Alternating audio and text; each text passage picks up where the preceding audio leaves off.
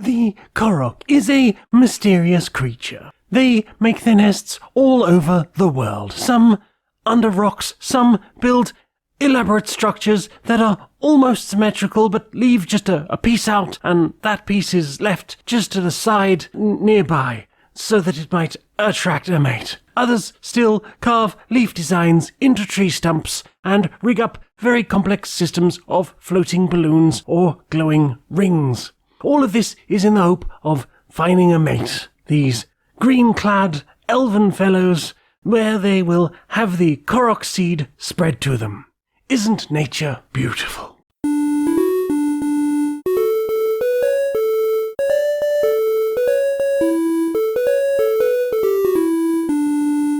Greetings, strangers, queer and pleasant. I'm not Laura Kate Magnet Dale. And I'm not Jane Aerith Magnet Dale. And welcome to another episode of Queer and Pleasant Strangers. It's a podcast where two queer trans women, that's us, we're wifey types, we talk about the media we've consumed in the week and have a bit of a silly old catch-up with voices and skits and stuff. On the non-tasty media. Have a silly time and talk about the stuff we've been doing in the week. Stuff. Fair heads up to everyone, it's another Zelda heavy week. It's gonna be the way for a while. I think it's going to be less heavy than it has been. I think we've got firstly, because it's been a couple of weeks now, and I think we can speak a bit more freely. Yeah, because I've been mindful of people who haven't played it yet. Yeah. But then I listened to last week's podcast and I was like, okay, there was a fair amount of free speech of all the different functions, so I don't feel too bad. It's a thing where, I've been trying to, when I do my streams of the game, be like, let's try and do stuff that's not likely to be too spoilery, and then toward the end of the stream go, cool, I want to show off some spoilery stuff, I'll give you a fair warning before I do it, and, we're not going to go jump into major spoilers or anything, but we've talked a lot about, our general thoughts, and, also, this is the played section, we played stuff. We played stuff.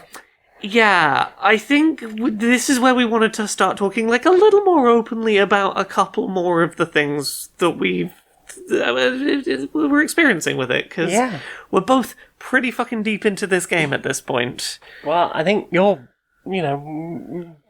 good to go to the end at this point. I'm really getting close to it. I have done all of the mapping of the underground. Yep.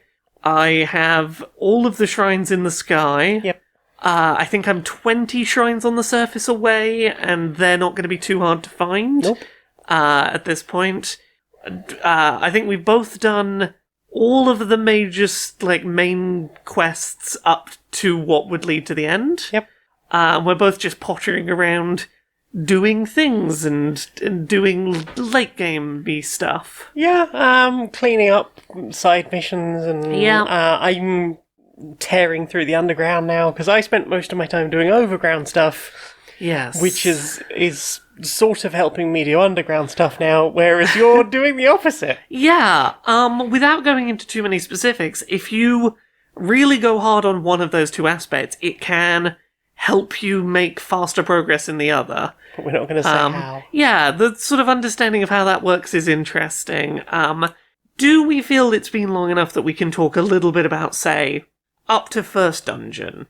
A little bit what do you define as the first dungeon? You are pointed at a dungeon. Yeah, quite aggressively at the beginning of the game. And, I wasn't even going to necessarily say a specific dungeon, but to talk about, should we maybe talk about the dungeon the game points you towards first, in, not too spoilery terms?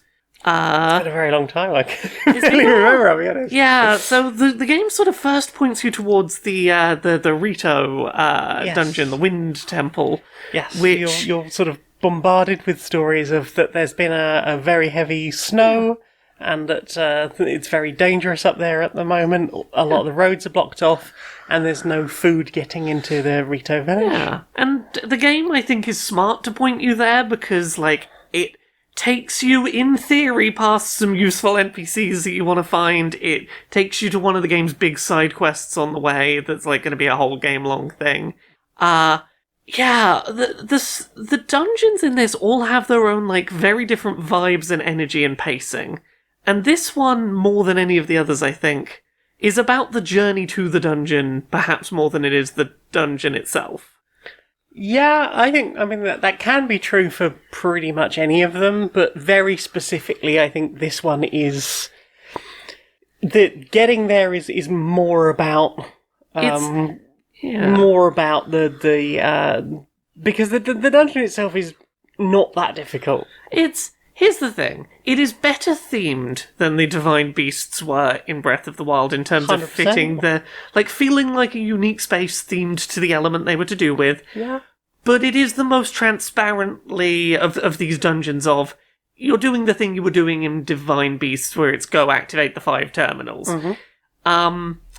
It's not to say it's not fun, but most of the spectacle of this, I think, is the journey to it, which is a very elaborate, very grand adventure that makes a great use of verticality. Mm-hmm. Perhaps better than any other sequence in the game, it really takes advantage of the sky. Yes. The ability that helps you navigate up there is really satisfying, and one that I think is well worth... It really justifies going for that dungeon first. I would tend to agree with that. Yeah. And also, I think it sets the tone quite nicely for the sort of thing that you're going to experience. Of you're helping people. Yeah. In very specific ways. You are gaining something from that, but also there is a degree of puzzling, tricky platforming, lateral thinking. Yeah. And sort of just understanding how you can go about things. And also, hopefully, keeping your eyes out for other things, because it's one of the first times you're up that high without having to worry too much. Yeah. So technically, you can see a lot of stuff around the ground. And... you could be picking up all sorts from that point of view of, trying to spot, shrines, or trying to spot points of interest or things even that you might be I'm fucking avoiding that. Yeah. You're not really introduced to any new, enemies, because of, it's mostly stuff that you will have encountered on the Great Sky Island. Yeah, it's only really the boss for this first dungeon that is the unique combat thing of it. Yes. But I really like that boss. Yeah, the Wind Temple's boss is really fun, very creative. It feels very Zelda boss. Yes, it feels very grand and memorable, and you have to, you can't just wail your sword against it in the way that you could most of, say, the Blight Cannons, if you got close enough to them to hit them in Breath of the Wild. You have to do the where's the glowing weak point that I can make available. Yes, and can I get to it from that angle? Can I get to it from that angle? Yeah, is it defending itself? Yeah, make use of the thing I got doing this dungeon to help me do the thing. But also set it understanding range at quite large scales. Yeah. And I think it sets you up quite nicely for a lot of the rest of the game. Yeah. So I think we've talked before a little bit about sort of things we wish we'd done, or things the way we would tackle things differently in future. And I think I would almost say stick with the plot and follow the roads right up until the end of this dungeon. Honestly, yeah. Because I think at that point you don't need too much battery power. Yeah. You can comfortably get away with the starter amount. You've got your first power.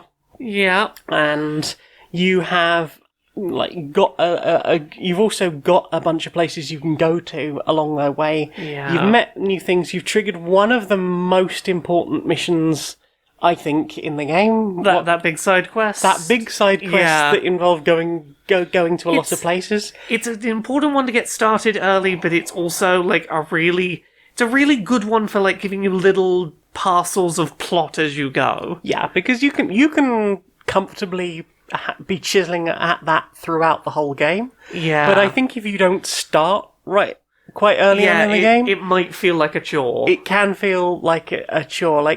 There was stuff on that a few times I was just I've picked this quest up and haven't finished it. Yeah. But also, if I had done, I would have had tools, or one specific tool, really, to help me navigate other things that would have made life easier. Yeah. I think at that point, you're probably ready to go and do a little bit of sort of general shrine hunting to try and get your health and or stamina up. At which point, getting on with, remembering to report back into to Lookout Landing multiple times, and remembering to, and then, following some of the main quest stuff and checking underground. Yeah. Because I think it's easy to just want to go, I want to run off, but at the same time, you can potentially leave yourself without at least 2 of the, special powers until quite late in the game. Yeah. And that can make life difficult, especially the second one, can make life difficult in a number of ways. There's part of me that's really tempted to say, in your early game with this, when you first get to Lookout Landing, there's going to be a couple of NPCs that you can find there who will be like, hey, maybe do your first explore of the depths, and maybe maybe go down in this specific spot where it's not too dangerous, and follow a little path and get started on things. Maybe go do that kind of early. Yeah. It's probably to your long-term benefit. Also, that, I think, introduces you quite nicely to it. The concept of, the certain concepts of, you can lose max hearts. Yeah. You can, be injured by this gloom that people keep talking about. And experience that, even if it kills you. Yeah. But I mean, I also think that it's worth following that quest and going down the chasm it points you to go down, early on. Because if you end up going down a different chasm as your first one, you might get absolutely decimated and get really scared off of the underground. Yeah, because I've been doing more exploring of the depths, and part of that has been finding chasms topside and going down them. Yeah. Even ones that I'd already, done all of the underground stuff, seeing what to do. I went down one today and just landed on a boss. It was if that had been my first one... I spoke to someone who did that today. I spoke to someone who that was their first... one of those was the first one they went down. They landed straight in a boss fight and got killed. In the complete pitch black dark. Yeah, and we're like, what the fuck is this? I'm getting out. And I'm like, just go down the one in Hyrule Field. You'll have a gentler introduction. Yes. Yeah, we are both still, feverishly playing this. Oh, yeah. We are both well and truly absorbed in it. Because we got to a point, Sunday night, where we had done most of the main, the big stuff. Yeah. I, at one point, completely ran out of main story quests to go on. Yeah. Partly, and we will come slightly back to the why and wherefore of that in a minute. I was a bit I really don't know what to do. I guess I'm going to talk to the people who pointed me in the last direction and hope that reporting back to them gives them some stuff. And I guess now is as good a time as any to mention the fact that I managed to sequence break pretty fucking hard. Yeah, so fun fact about this game will not stop you from just stumbling across shit that you are not meant to have found and going, I mean, we're not going to say no, we're a logically consistent world, go ahead. For me, that was finding two pretty major locations in the underground by accident. One of them that was narratively very, oh shit, that means a lot, and one that was, oh, is this going to unlock a whole mechanic that I can't touch for a while? And you went into an area that, was trying to go, we're making it hard for you to be here, and you were like, yeah, I just went in and found the plot in there. Yeah, I mean, I guess I lucked into it. It's an area of low visibility, and, I'm used to things like, if the game doesn't want you to do it, it will do a Korok forest and just push you out. And it did not do that. No. I'm using the little licenses that there are to work out the shape of things and how close something is, moved into a thing, fell down a hole, right into a thing of here's a really important thing. I mean, take it here. Honestly, I was like, okay, I don't know why or what's happening here. Honestly, the way you encountered that in the moment was really fucking cool to watch, where you were just like, what the fuck have I stumbled upon? What the fuck have I stumbled upon? Oh my god. Because based on what I had experienced already, I thought it meant something completely different than what it turned out to be. But you'd missed, a whole intended little quest chain that was going to be go to this place, get this information, go to here, do a little thing, that clears up the visibility, then you go to here, then it... I think the problem is there were a number of times in this game where it felt like the game was trying to say, you're not ready for this. And then there were, like, following from that, there were times where it felt like, that really feels like we're heading towards Endgame, and I wasn't ready for Endgame, which I suppose, technically, I kind of should have been, because I had done, like, most of the big important things. I know the thing you're talking about, and here is what I will say. I think the game's signifier it was trying to give you of, like, you should go do this now, and not go and do other big things before it, was the fact that there was an area of NPCs just staring, being like, that's going on, we should probably engage with that material. And I feel like that's what they were trying to signify, like, now's the time, but I get why it felt like, I'm worried that this will end the game if I go that way. Yeah, because what was to say was like, oh, the big important thing, go do the big important thing that has attracted everyone's attention, and it's like, well, there are places in this game where I literally nipped through a town, spoke to, like, 2 important NPCs, went and did the big important thing there, and then got distracted and went somewhere else because I realised I'd missed something somewhere else, or because of ADHD brain, something floated back up into my head, and I was like, there's so much I haven't experienced yet, let me go and do some of that. What I will say, I really respect this game's commitment to letting you do things that you entirely lack the narrative context for, and being like, no, our world is logically consistent, the thing is there, and if you're able to do it, you're able to do it. Yes. And talking in very vague terms, the Master Sword is a lot less hidden than I thought it was. I went back with some knowledge, and looked at some stuff and went, oh yeah, I guess you could just go get that real early, probably. Yeah, because didn't you stumble on it quite early anyway? For various reasons? I got the quest that led to the Master Sword. Without being pointed at it. I found my way to that that quest of my own accord. Right. But, yeah, looking... I've been capturing, like, a lot of footage of this game for a couple of, like, things I might work on at some point. And, like... There's a lot of footage I've looked back on knowing what I'm looking for where I'm like, oh, that's totally possible right, like, very early on. And like, I bet this game wouldn't stop me just going and getting the Master Sword very early. Yeah. I think the thing is, I mean, unless you are speedrunning it, there's not a lot to be said for rushing ahead and doing stuff like that. Like, most of the good, well, pretty much all of the stuff you can have as food has to come from topside. Yeah. Because there's nothing to eat underground. Yeah. And most of the good, important potion ingredients and, like, medicines, elixirs, things like that, that is all topside. The things that are going to give you more hearts, that's all topside.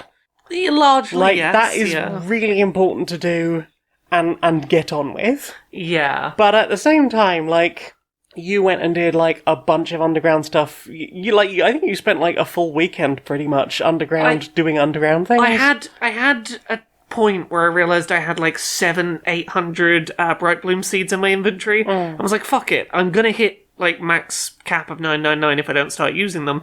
So I went for, like, a 4 or 5 hour excursion in the underground and just went exploring, and it was great. Yeah, I mean, a couple of times have hit max cap on Bright Bloom seeds, and they are very important to keep maxed as possible, but then I spent, like, most of today, like, even though we have already got, like, far enough along, like, I filled my second bar half full of hearts. Like, I've got 2 full stamina wheels. We're both about that same point, yeah. But also to the point where, like, you've been... you've been doing, like, more underground stuff and I've been doing more overground stuff. Yeah. And just the way we've sort of managed to wrap around on those things has been quite interesting. And it's neat that, like, despite the fact we've been focusing on very different things, we're at very similar points in progression. Yeah. Like, in terms of numbers of shrines done, we're very similar.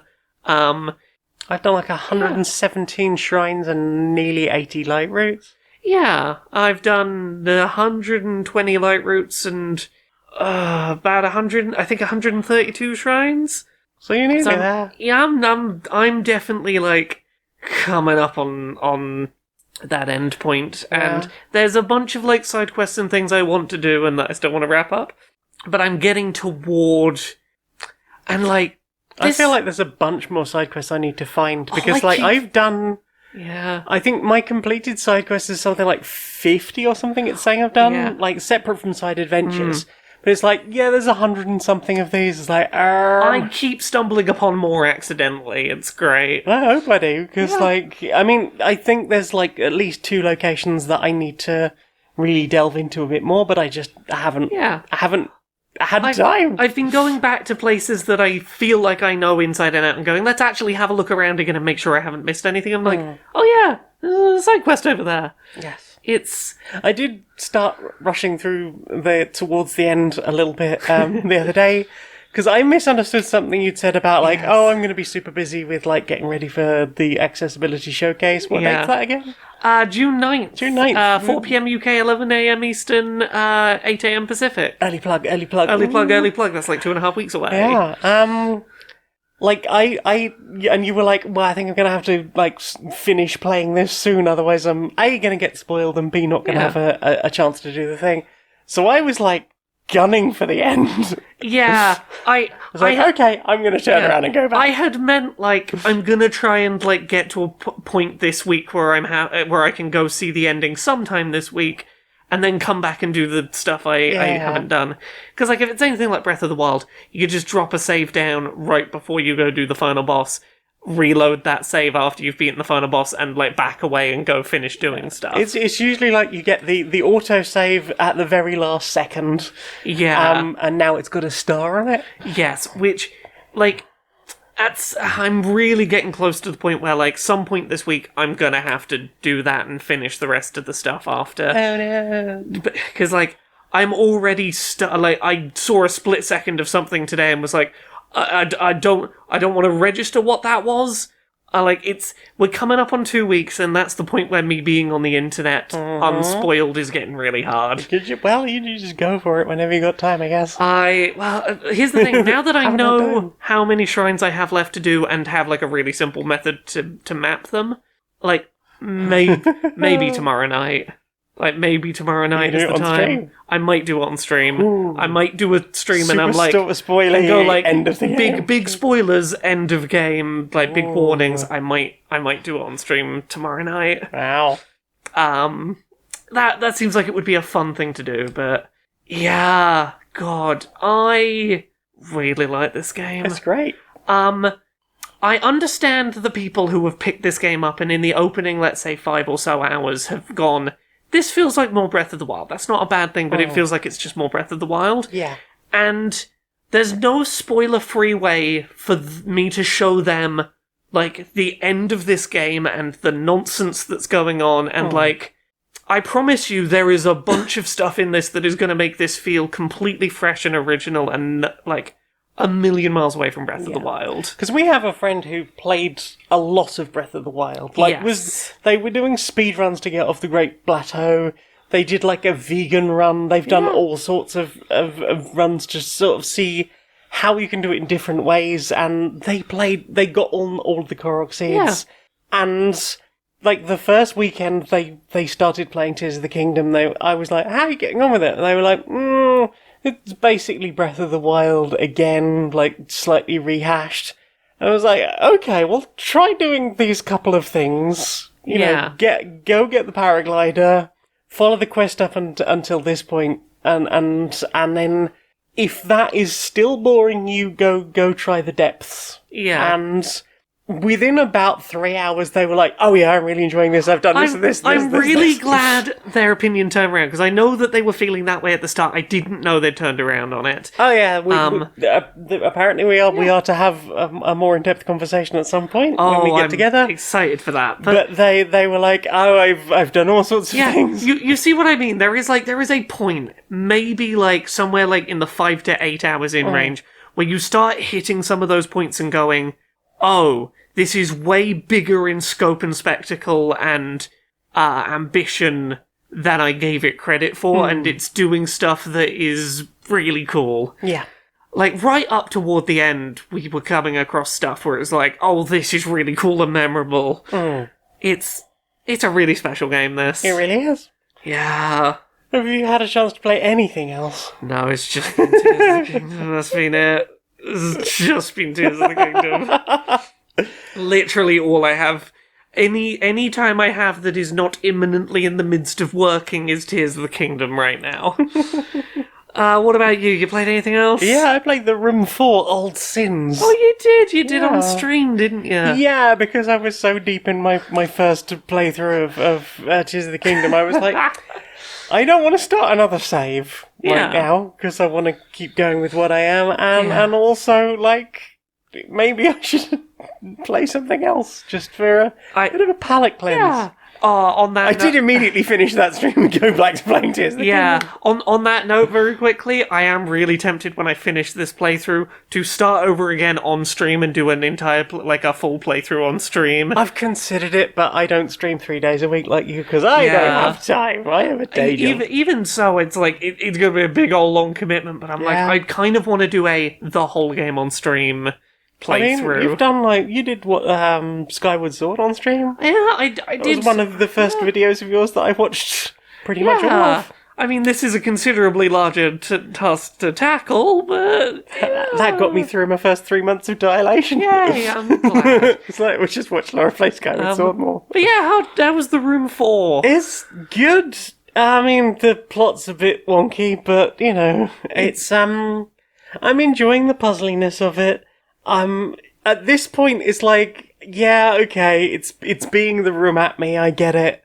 It's, the conceit is like, there's this house, and, this person's been sent to go and recover something on behalf of this shadowy organisation, but also, there's letters from people who lived in the house, and also, there's a doll's house of the house, and that is also a massive puzzle.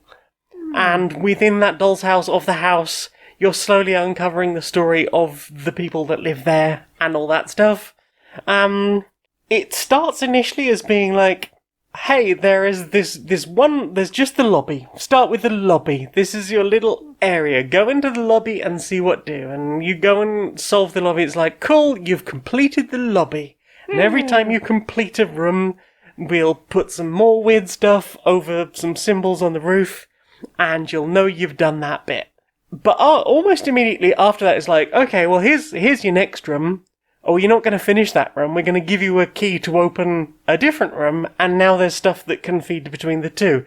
Oh, now you've solved most of a room, but also you've opened a third room, but almost immediately closed your second room, and now opening a fourth room, and it's like, there's so much going on, and I think I would appreciate if the way of moving between, out into the doll's house view, and then back into the rooms to explore, was slightly quicker. But it's a bit like, we need to do all this animation stuff, and also you need to have clicked on your lens item to activate the ability to go into the thing. And also you have to double tap the rooms rather than just tapping them, because there's a seal you've got to break. Ooh, it's like, oh, for fuck's sake, just let me click on the thing and go to the place. We've done this several times.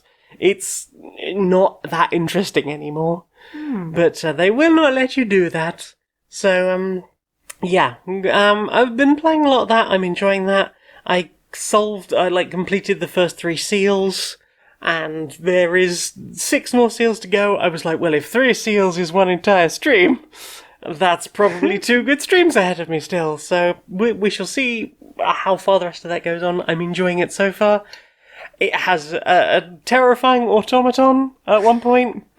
You have to set up a phone call where there's I think it's a record or a radio playing at a specific frequency to the automaton on a phone call, and then you start dialing the automaton's vocal cords to make it actually say something rather than just making weird noises in a slightly Magnus Archives-esque way. Yeah, the puzzles are very strange. It's, I love the slightly macabre cosmic horror stylings of the environment. Even if some of the puzzles are a little bit silly. This has felt less bullshit than The Room 3 with its ridiculous endings. But I'm enjoying that so far. Well then, if that's everything we've played, Well then, time for this. My device, my design, my creation, the thing that I came up with because I'm very smart here in Silicon Valley, is that we would use AI instead of, to write people's essays or whatever. We would use it to create experiences. Okay, okay. I dream of dreams. You want an amazing adventure? Do you want a bespoke holiday for you? We can create that using AI that will just pump into your brain. And we've tested it, right? You've been heading up the testing. How's that been going? Not well. All of the test subjects are screaming, and then running away, and then never speaking to us again. So you're not getting the good feedback, the important feedback. I mean, does it sound like good screaming or happy running away? No, we're everything we can tell is that it's bad screaming and running away, not having a good time. Right. Have we tried feeding more good experiences into the data set? Like we had all those blogs about people going on holiday, right? Did you just scrape all of those up properly? Yes, we did. Yes, we did. Right, and you added in all the things from the brochures about, like travel stuff so people can experience different travel things like blue water and fish and sunshine and all that jazz. Yes, we have. Okay, well, give me the damn helmet. I'll try it on. Right. Okay. Put me in. Give me, a beach holiday. Okay. No one else is on the beach, just me. Okay. Or maybe, some hot girls or something. Okay. And initializing? Well, I don't see the problem. I mean, the water is beautiful. The sand is amazing. It's the cleanest sand I think I've seen outside of, the 7 or 8 exclusive holidays I've been on where I own the beach, obviously. And, here come the girls. Cool. Oh, that's a lot of fingers and teeth and,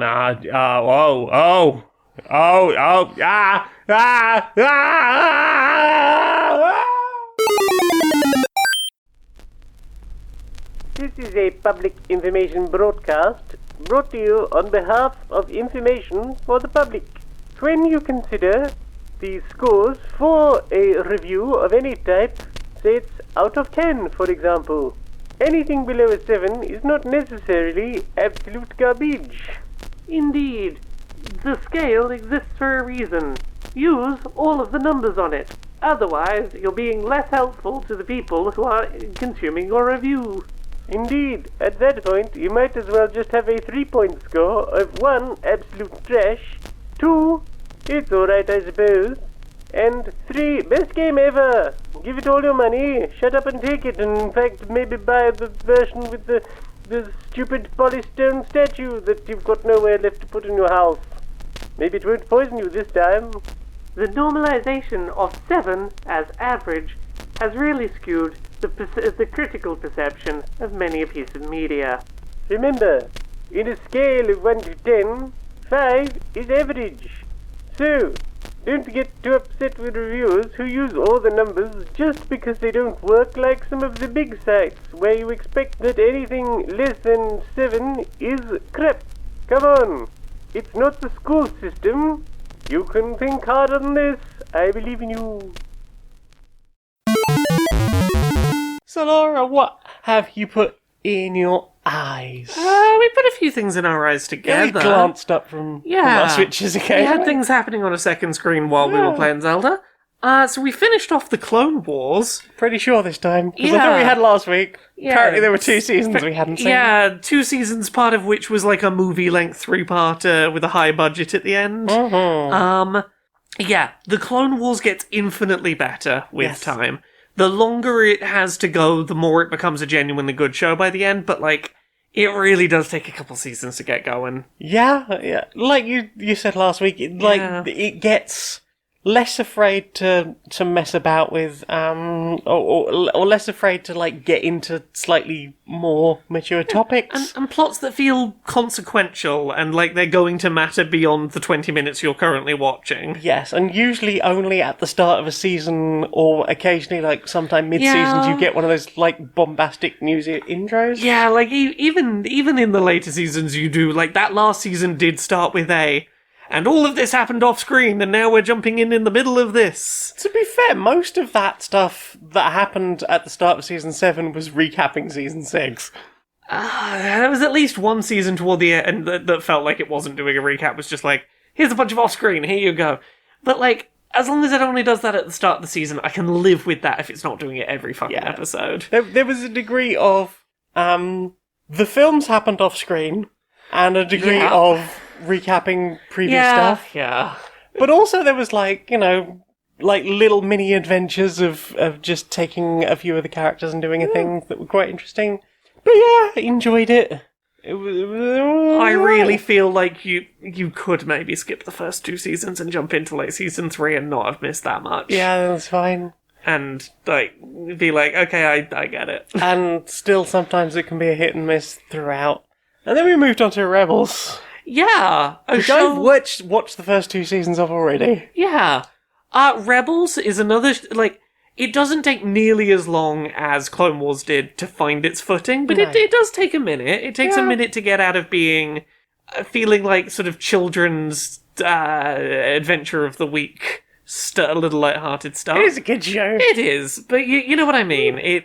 It definitely like picks up its pace and gets more interesting as it goes, but it doesn't take 2 seasons to do it. It takes like maybe half of the first season, and then it's like, okay, yeah, we're hitting our stride. Yeah, and also I think it helped that we've now seen the Clone Wars, so yeah, we had yet more context for some of the stuff, and it was interesting.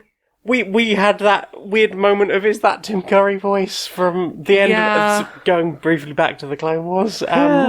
So, is that Tim Curry? I don't think it can be Tim Curry. It is, because this show's old as fuck. Yeah. But yeah, Rebels, like, I can't remember how far we got in. I think we watched, we got, 8 episodes through the first season. Yeah. There were a couple of, really good, meaningful, impactful, emotional episodes in there that, really earned their character development, and it feels like it's doing a decent job. It wants to be less Jedi Space Aladdin. It definitely starts the first couple of it does start with what if we were doing young Aladdin in space, including calling him a street rat. Yeah, don't call him a street rat. Yeah, ultimately it is a show about, I would say, someone who is a little bit of an emotionally unstable teenager, in the way that teenagers are, especially when they haven't had any parents for a while, trying to find the kind of inner calm that is needed to be a Jedi. And the difficult, basically, how can you make a kid with ADHD sit down and meditate on the Force? And I think that's, once it gets going, that's quite a strong premise. It works pretty well. I'm enjoying it. There's been some nice, also, I now can't remember whether this was the end of the Clone Wars or the start of Rebels, but we've had a couple of bits which have concluded things that started in the movies. Yes. Things that were set up, and I was like, I never thought I'd see the end of it. I had heard that at some point they had, revisited some of those things. I know the thing you said out loud, made this observation out loud about, and that was at the end of, toward the end of Clone Wars, but, yeah. Because I think that we're talking about, it's, as I said, the series is old as fuck, I don't feel too bad. Qui-Gon Jinn, as awful as Liam Neeson is, yes. The fact that was the whole setup for Force Ghost training, that we started to get some of that towards the end and further conclusions, and that does kind of spill into Rebels, because you get Yoda's journey at the end of the Clone Wars, and then Ezra meditating on the Force and speaking to Yoda from that point of view. Yeah. The two feel like they have a degree of continuity that works pretty okay back to back. Meanwhile, you've got season 7 of the Clone Wars opening with The Bad Batch. Hey everyone, it's The Bad Batch. Yeah. Enjoy them in Disney's The Bad Batch. Yeah, having seen the end of Clone Wars and the start of Rebels, I understand a lot more why people were excited about the Bad Batch, because they had context for what the fuck the Bad Batch was. Yeah. But, yeah, I mean, I enjoyed that sort of stuff, and who knows, maybe I will... Because I think Bad Batch Season 2 has either started already or might have already finished. So, who knows, maybe we'll get more out of it now. But, yeah, enjoying going through Star Wars cartoons, and look forward to all the other stuff as we go along. But yeah, have you watched anything else? I watched a couple of things on YouTube. I watched a pretty good video essay called "The Surprisingly Radical Politics of the Purge" by Rowan Ellis. I caught the end of this. Yeah, so this is about the Purge series of movies and how, like, basically after the first Purge movie, like any of the sequels, increasingly delve into, like, very relevant topics of, like, very direct critique of modern America.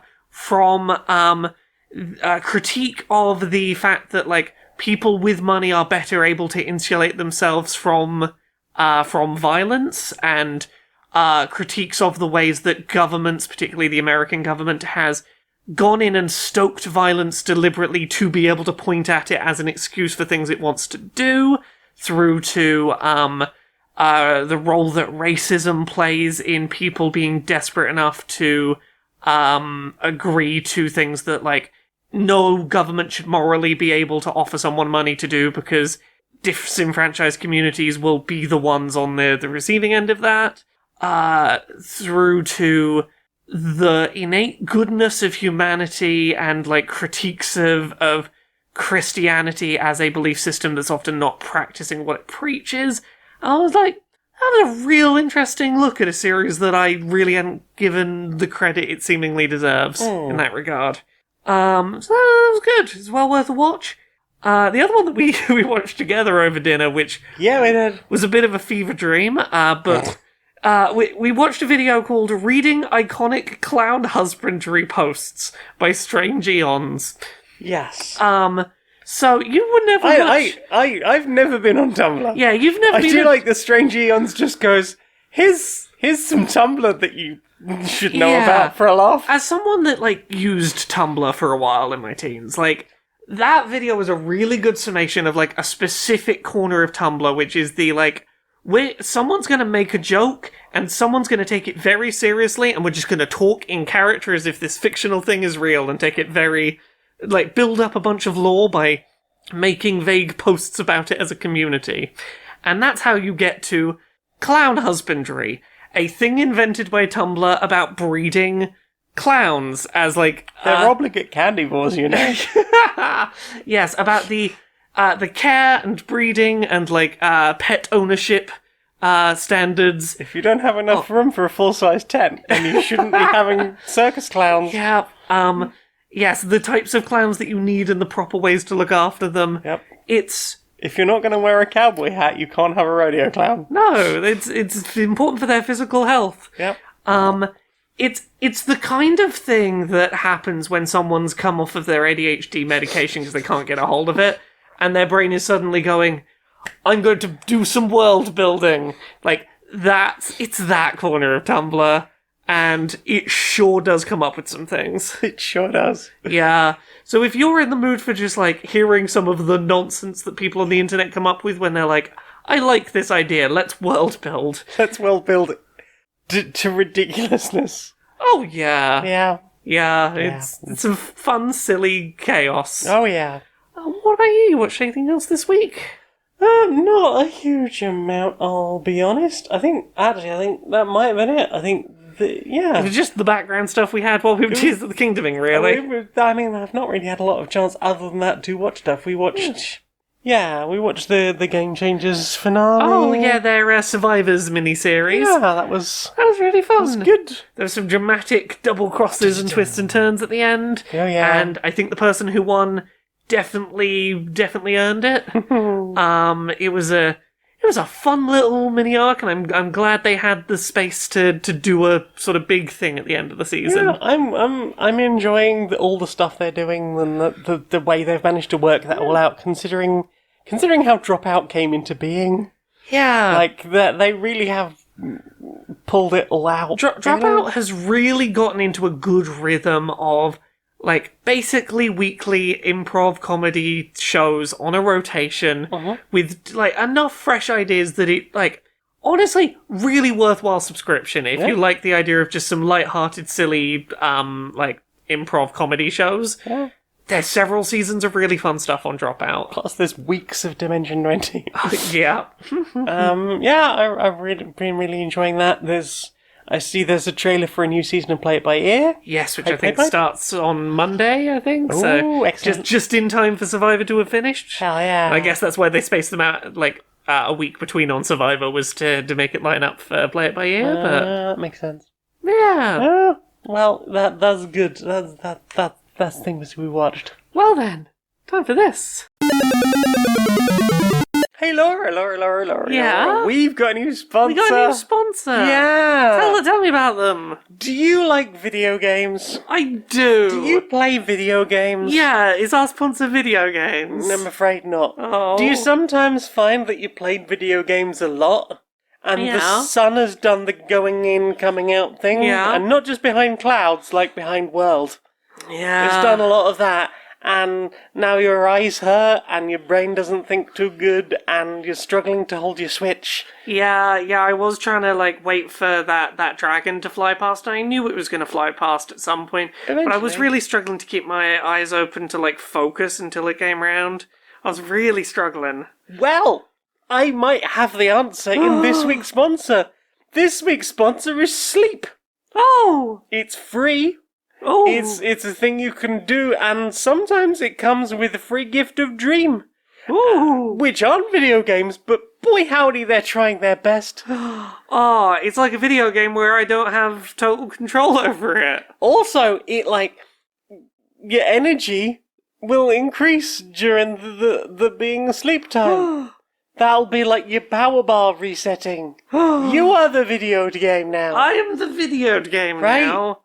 I do sometimes have to wait for my stamina wheel and my batteries to recharge. It's like that. Right. Ah. Sleep. Maybe give it a try. I mean, it will mean less time for video games. But also, stupid physical health.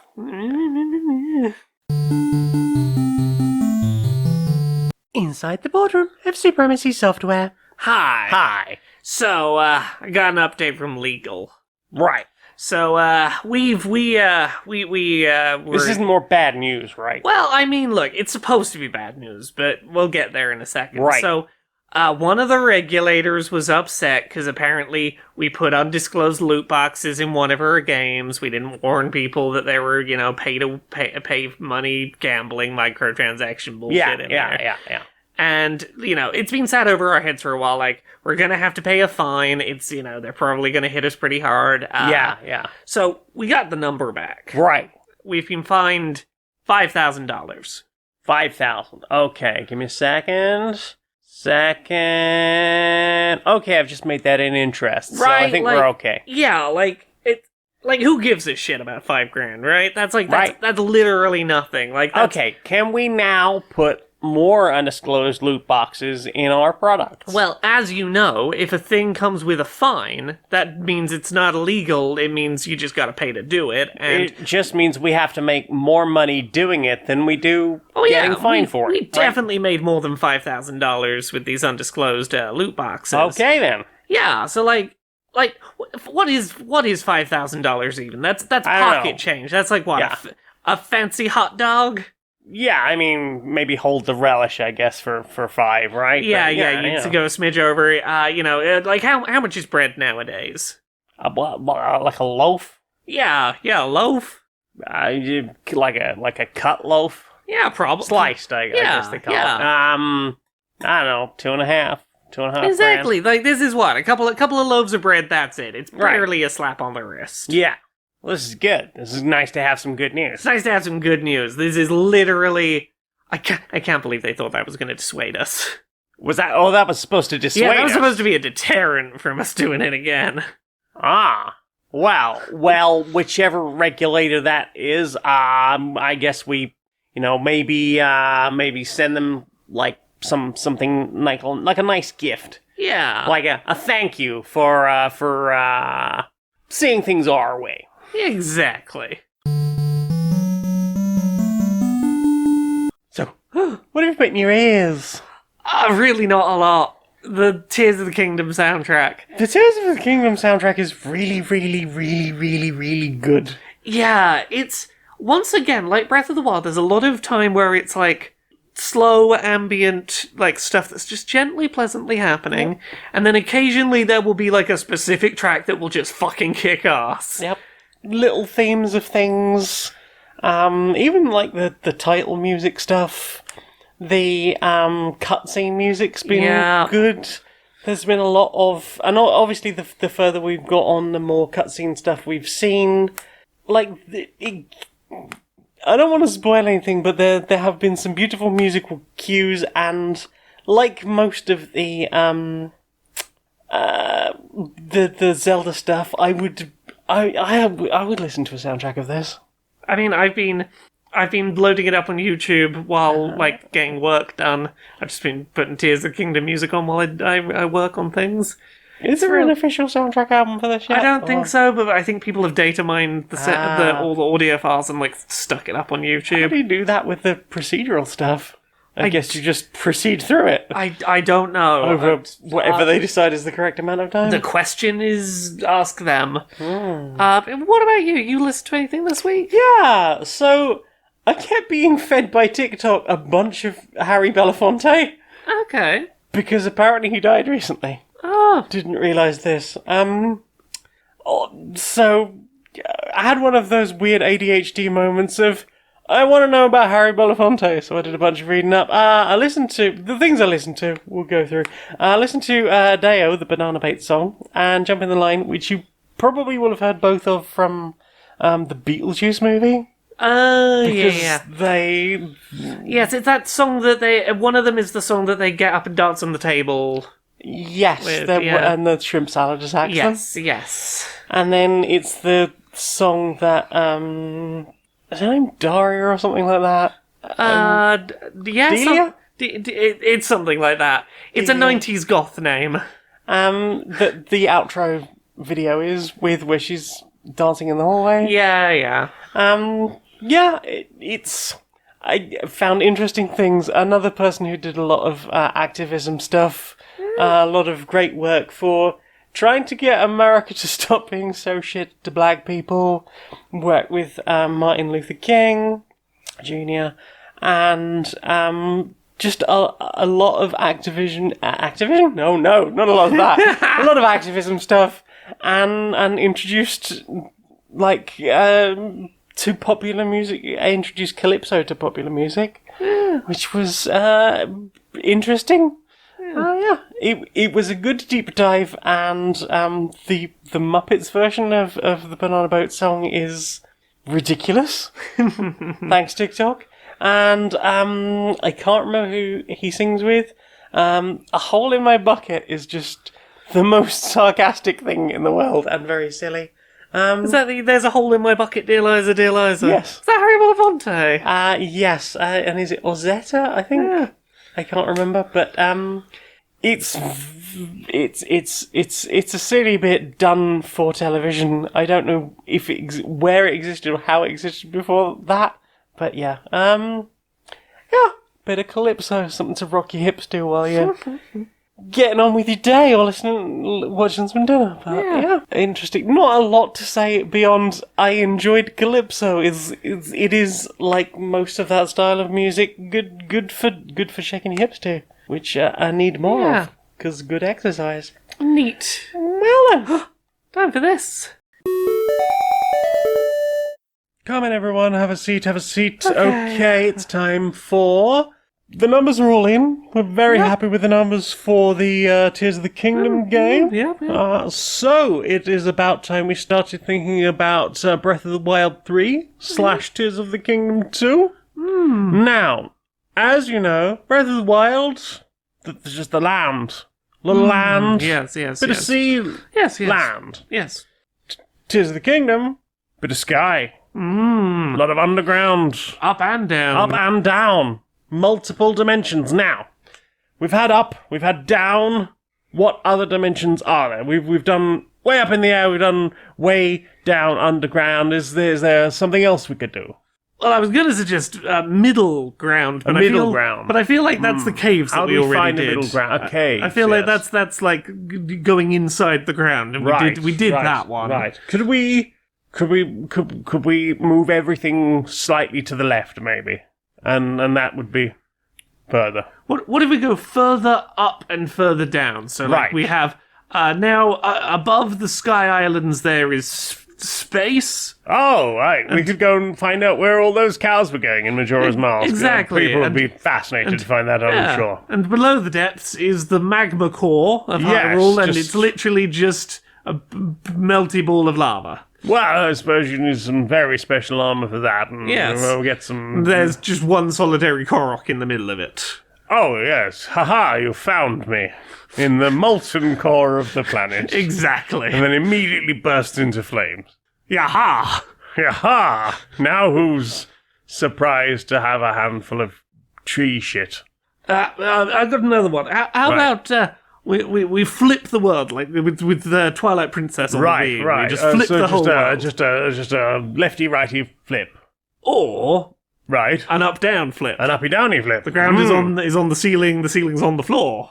Oh, I thought you meant like if the map previously went that way. Oh, Sort of the left. I left, suppose right. that too.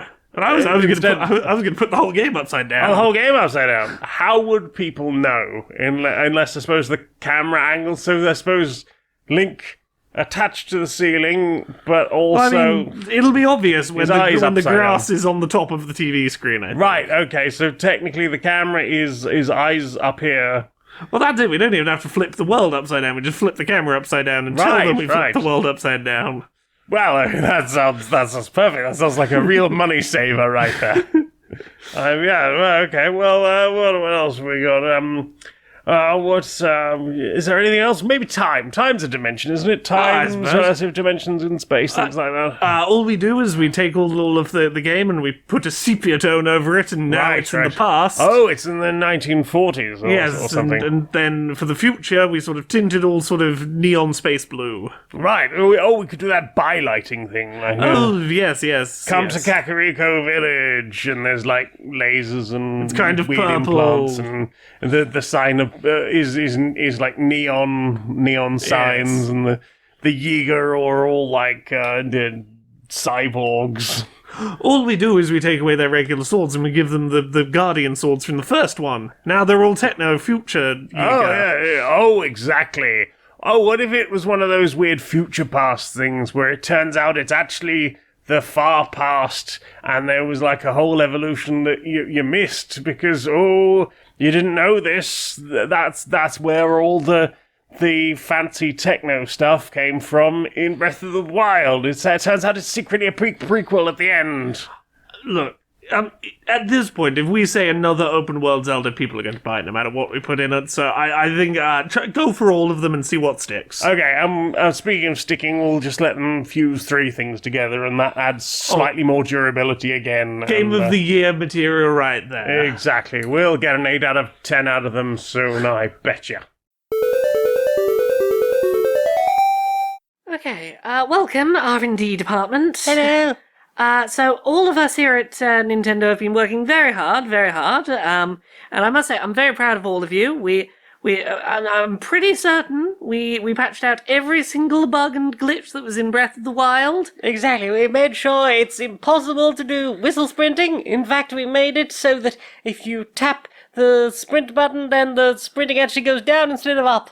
Indeed, we punish you for trying to whistle sprint. We took out the duplication glitches. We took out the sort of catapulty BLSS, I think they call No it. bomb sliding, no wind jumps. They'll never do it. Never again. Indeed. So I haven't gone and checked the internet since Tears of the Kingdom released, but we got rid of all those things. I checked on day one, and people were trying to do those things, and they didn't Oh, work. yes, and we felt so victorious. They were Indeed. their spirits crushed. Indeed. There'll be no speed running for this one. So, I'm going to do the search, but this is a formality more than anything. I'm sure we can just take the rest of the Just week so we off. can sneer at them, I think. Exactly. Oh, God. Oh, God. Oh, God. Well, Oh, God. you know it's Hylia, the goddess Hylia. No, okay, we may have stopped those glitches, but we've just made other glitches infinitely easier to do. Right, well, is this the Bobby from King of the Hill link when his head on this morning thing? No. So you know how people used to shield jump to go through walls and we got rid of that? Oh, yes. Now people- No more skews for you. Now- Skew you! Ha! Shield jumps are still broken, you can now do them to just fart out diamonds. People are just paragliding around, farting out diamonds. Diamond fire. I mean, well. This play. I'm looking at gameplay footage right now. One player's just facing a wall, while their inventory just fills and fills, while they're just stood near a wall. Right, what, filling with? All of the machine parts. They're just filling and filling and filling. Right. Oh god. It's a shame we got rid of the clipping through walls because I feel like we're gonna need that in a minute when the boss comes down. Oh no. Oh no. Oh dear. Oh no, they're sliding on pieces of wood at high speeds. How? They loaded. That's a new one. Where did they get that? They auto-build a piece of wood into a piece of wood, and now the piece of wood is trying to get in front of them, and if they stand on it, they're going very fast. Okay, we might need to release a day 2 patch. Oh, we're not going home this weekend, are we? No, we're not. Do you know what I want to see more of? What do you want to see more of? Social Justice Warriors. Social Justice Warriors? Yeah. Alright, Larry. Alright, Barry, how you doing? Oh, this and that, getting on as much as I can. You been up to much? Doing alright? Yeah, doing alright, doing as you do occasionally, getting on top of life bits that sort of, gotten away from you a bit. You know how that is sometimes? Oh, you mate. got to play catch up on life duties.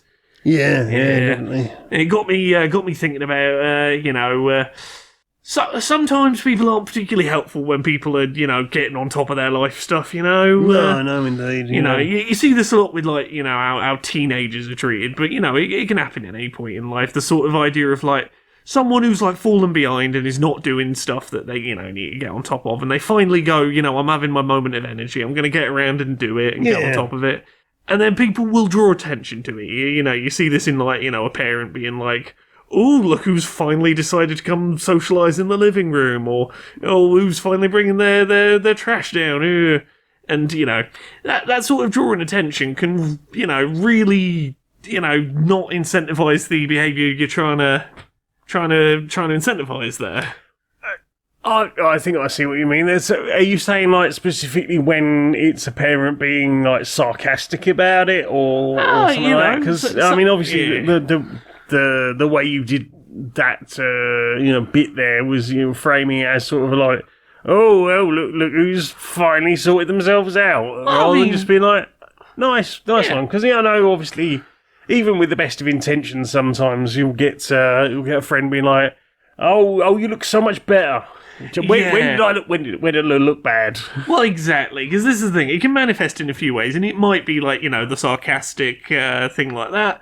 Sometimes it might just be, the person's feeling very guilty and ashamed of the point they got to. You see this with hoarders a lot, where it's feeling ashamed and embarrassed of the fact they got to the point they did, and then when they eventually try and get over it. People, acknowledging what's happening can be a bit overwhelming because it's I feel pretty bad about this. I just want the world to not pay attention while I fix this. Yeah, I guess so. I mean, I can see how that can be a difficult one because at the same time, you might get people just wanting to sort of be like, yeah, you did the thing. I'm proud, but also I suppose it can be difficult if that's the thing that's been hard for you. Yeah, I suppose it's a tough one to know about, but it's a tough one externally to know if someone's in that position. Yeah, and hard to judge. So I suppose at some point you maybe have to bring out once in kindness of how would you like this to be addressed, if at all? or is this something you'd rather was just ignored generally? Exactly. I mean, a big part of it is just being open to, like, hey, if it turns out that this person needs that space, being open to being someone that's safe for them to let them know that. Yeah. Well, yeah. I hope that in all relationships, people can be kind and open enough to accept that different people need different things from different situations. And you might think you're being encouraging or helpful in a particular way that in fact is the opposite of what that person needs. Yeah. Fancy hug, mate. Yeah.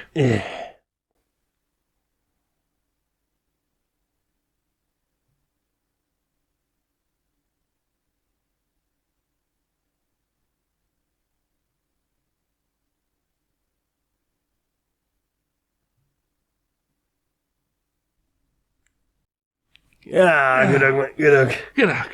Right, I'm going to go for a little lie down. Sounds like a plan. Nice.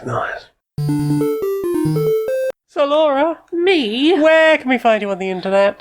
You can find me on the internet at Laura K. Buzz in most of the places. I've got that good unified branding. Twitter, Twitch, TikTok, YouTube, Patreon, that's the one that pays the bills. The main thing, keep an eye out on Friday, June 9th at 4 p.m. UK, 11 a.m. Eastern, 8 a.m. Pacific for the Accessibility Summer Showcase. It's all coming together. I keep receiving videos for it from various people, and I'm starting to work out bits of the order, and it's all happening. It's real soon. There's a couple of gaming websites that have me on their definitely not E3 2023 schedule. So that's exciting. Go check that out. That's gonna be big. What about you? Where are you on the internet, Jane? Patreon.com/StonedMonkeyRadio. I hit 30 subscribers. You did! Thank you very much to all of you. You are very much appreciated. Who knows, I might actually make it to 50 by the end of the year. That would be lovely. Let's go into year 4 with hope in heart. You can find all my other stuff at linktur.ee/Janiac, JANEIAC.